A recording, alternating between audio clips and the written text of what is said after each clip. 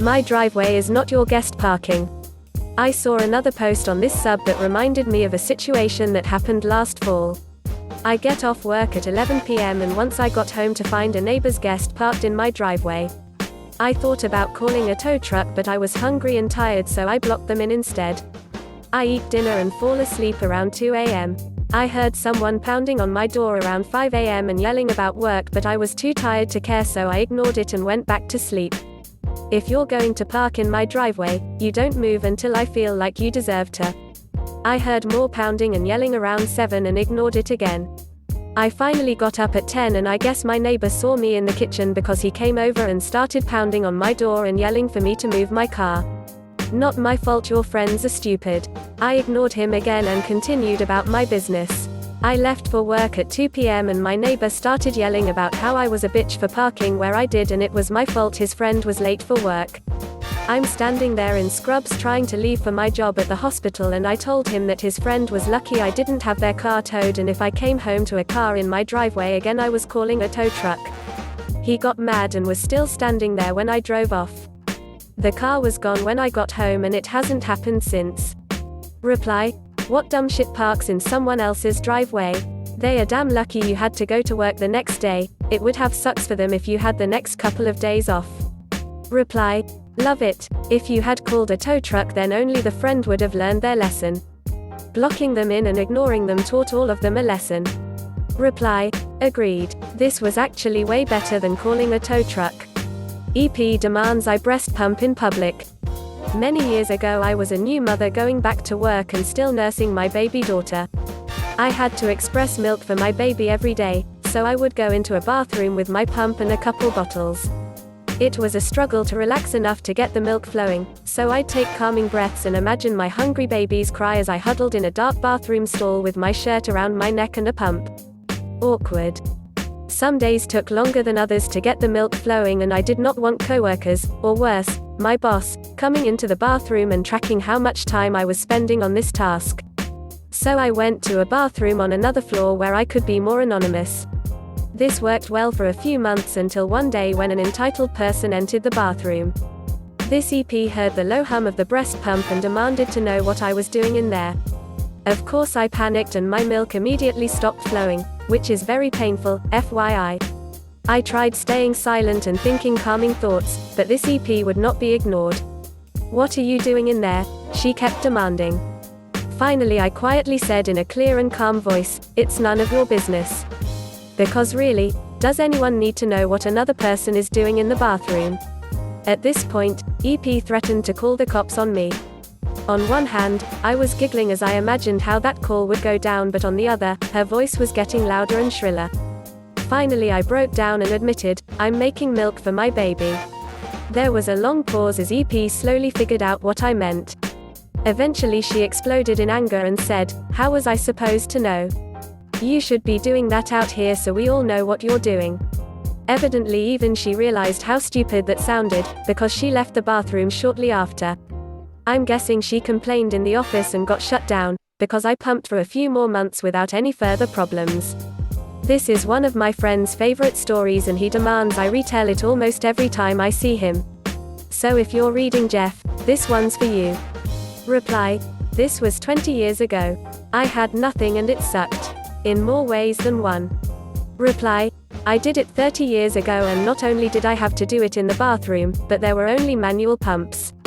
Sounded like some guy jerking off. Karen cuts open a free mask I made, to check for quality. Hey guys, obligatory sorry for mobile formatting. This story happened today. I am a middle school teacher and have been working on and off from home.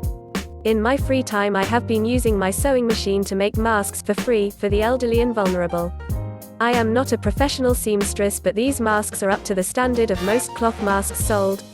I had a woman ask me for 5 masks for her grandparents, step-grandparents and a great-uncle. I happily accepted. My post on the group in question clearly labeled that they were 3-layer cotton masks. I put them on my doorstep for pickup. She picks them up. I don't receive confirmation of this, which is fine. I didn't do this for praise. I received a few messages the next day, however, saying that she had only needed 4 and the 5th was cut open to check the quality. She berated me via text for them only being 3 layers, as stated in the advertisement. She continued on that they didn't contain a filter. I never said they did. I have ignored the 5+ messages she has sent today alone. It won't discourage me from helping, as I have made 30+ of these bad boys with many delightful people collecting them, but holy hell are some people ungrateful. Reply, I'd tell he where to shove her masks. You need to cross-post this to our choosing beggars. My friends and I were looking at stuff and Karen came along. My friends and I, a while back, we're just chillin' on the boardwalk and we saw this place called Sugar Factory, and we saw people doing food photography with professional equipment, and this one lady was watching them with her baby in her stroller. Keep in mind we're kids and not pedos, so went over to look at the menu, and a lady who had her baby in her stroller saw us looking at the menu and yelled at us saying, "Stop looking at my baby." And after that we already knew get the hell out of there before things get intense. Anyway, to sum things up, Karen says not for us to look at her baby even though we're not. Weird dude. Literally an hour ago, still laughing hard at this. Say hi Jackson, let's see how many people remember you and your mom. For those that don't know, I'm a narcotics officer in Southeast Asia. Won't reveal which one, so take your guess. Some dude's license plate fell off and I pick it up, flashed my lights and stopped him. I got off and walking towards the car with the plate in hand and knock on his window to get him to lower his window. This is how the conversation went. Cast. OP, me, ID, idiot driver. OP, sir, you. ID, cutting me off. What did I do? Nothing. You can't stop me for shit right now. I have my fucking rights and you can't charge me with anything now. OP, yes, and you aren't being charged, but ID, damn right I ain't getting charged. Now let me go before I call your boss. OP, sir. ID, no, you listen to me, motherfucker. I know the commissioner and I will get you fired. I pay for my taxes and that means I pay your wages. Now leave me the fuck alone. OP, your license's plate fell off. ID, the fuck are you talking about? Stop lying. OP, is this your car's number? ID, yes.